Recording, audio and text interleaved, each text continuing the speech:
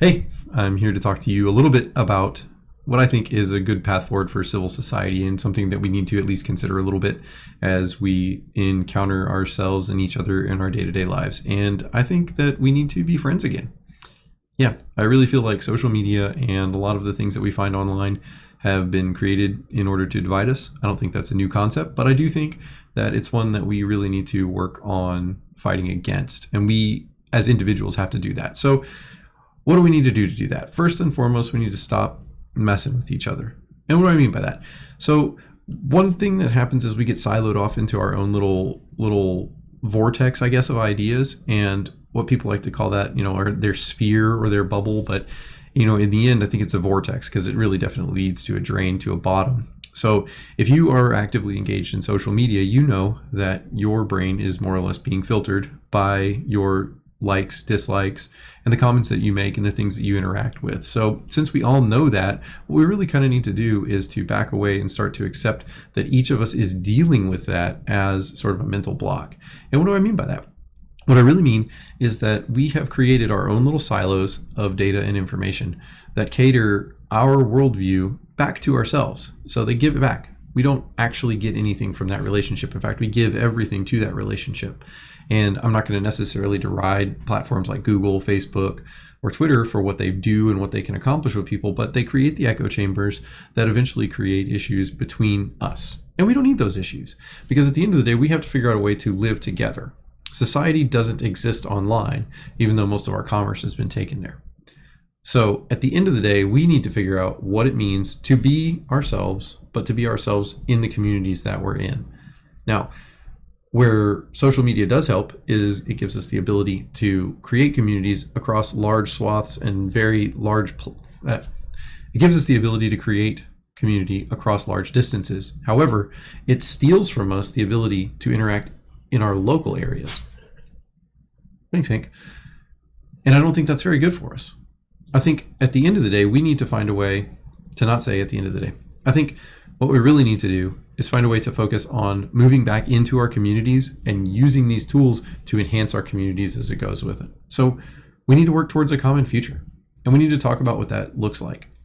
In the United States, we value our freedoms. We value the opportunity to do the things that we want to do, more or less whenever we want to do them. And through the digital age, a lot of that has turned into working on our cell phones and looking through our cell phones, laptops, I would say tablets, but people don't use tablets for much more than reading and playing on anymore. So that really didn't work out the way they wanted it. Anyway, if we're going to work towards a common future, we need to talk about what that looks like. If we're going to work towards a common future, we need to talk about what that's going to look like. Some people are looking towards things like, governmental programs, governmental control, regulation, and creating a quote unquote fair place for everybody to live. And then others are looking towards removal of a lot of governmental restrictions to find places where people live. If you ask me, I think what we need to do is we need to figure out what the healthy mix of that is. And we need to do that by evaluating what we're already working with and on. Now, I don't think federal government is the answer to our problems. I think local governance and I think local people are truly the only answer that we can ever possibly get. Dude, would you stop? Lay down. Dog's ridiculous. So, what am I really trying to say is we need to have these discussions, but we can't have these discussions on these social media platforms. We can't have them on Twitter. We can't have them on Facebook because they don't lead us anywhere. If this whole pandemic situation has taught us anything, it's that we can't trust each other. We don't trust each other. And we certainly don't trust the media sources that our friends are looking at. So we really do need to reevaluate our relationships with this technology if we ever really want to have a common way forward. And we also need to, in turn, kind of look at ourselves and each other and see what we actually think about each other and how we really view each other. Do we really view each other through the lens of somebody else's tweet and the responses to it? If I disagree with somebody's opinion, that doesn't make me any less of a person, especially if my reasoning is founded in something that I understand. If we have a conversation and you have the ability to persuade me to your point of view, then I think we've done a service to each other to have had that conversation and vice versa.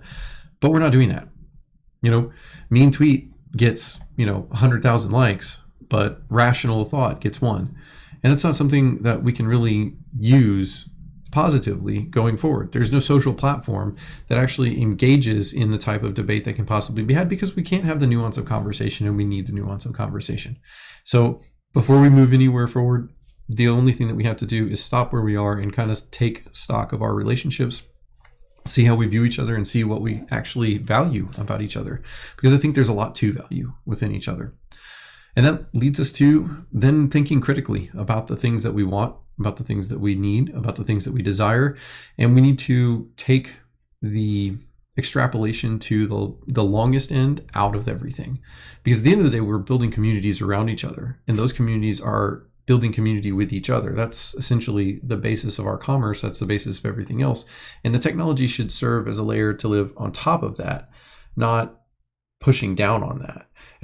For all intents and purposes, our technology right now stifles our communities. It's easier to look out to a larger community and say, oh, look what they're doing. We should be doing that. We should be doing this. And maybe you are, maybe you should, but you're not having that debate down here where we all are. And I don't think that that's a healthy way for us to go through things, and it doesn't allow us to critically evaluate the things that we are experiencing. A good example of that is how we are sort of siloed off into our own thought processes when it comes to this whole pandemic situation that's going on. You got one side who is full of distrust for the media and the local entities and the things that have sort of always been there. And then you've got another side that more or less just fully parrots exactly what they see in those things. And those two ideas have created clashing cultures that lack nuance and the ability to look through other things that are necessary. And that critical thinking is going to go a long way in the future. The Enlightenment brought us tons of value when it comes to how to think, how to live, how to reason, how to work in a modern world that's not dependent on every last one of us working in a field and hunting for our prey. Or hunting for our dinner. That's a much better way to say it. So I really think that another place that we can stop working this way, that we can kind of take that division out of the place, is to look at ourselves and realize that a lot of times when we see things on social media, and our first instinct is to say, oh man, that's really not a very good opinion, or be even more harsh and say, man, that's really dumb. We are doing ourselves and the people that we're looking at a disservice, because what we're assuming by saying that in most cases is that we're smarter than them, that my idea is better than your idea. And while you're not willing to prove it, you're willing to think it, which is in turn creating a more or less division between you and that person. And those divisions can't really exist if we're truly to have a future society. And I'm really concerned about that. I don't think that the current state of affairs leads us to having a future society that we can all get along in. And I do definitely think that technology is having a strong part to play in that.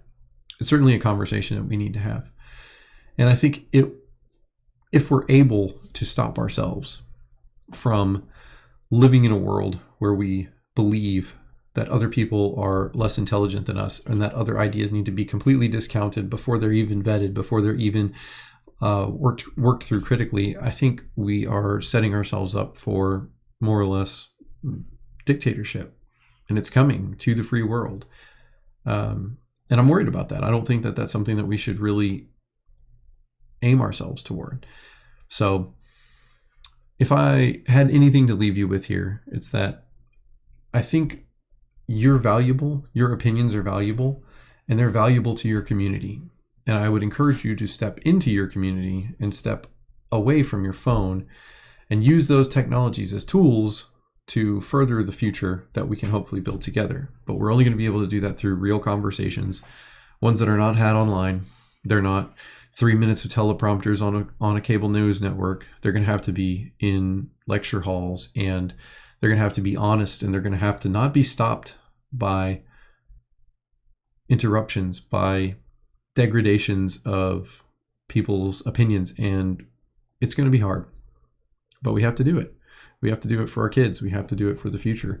And we have to figure out what it really means to live with an eye on the future. So hopefully you guys might enjoy this concept. Maybe we can talk a little bit more about it. I would love to carry on this conversation. If you feel inclined, leave a comment on this, and I appreciate your time. We'll hopefully talk a little bit more soon. Thanks.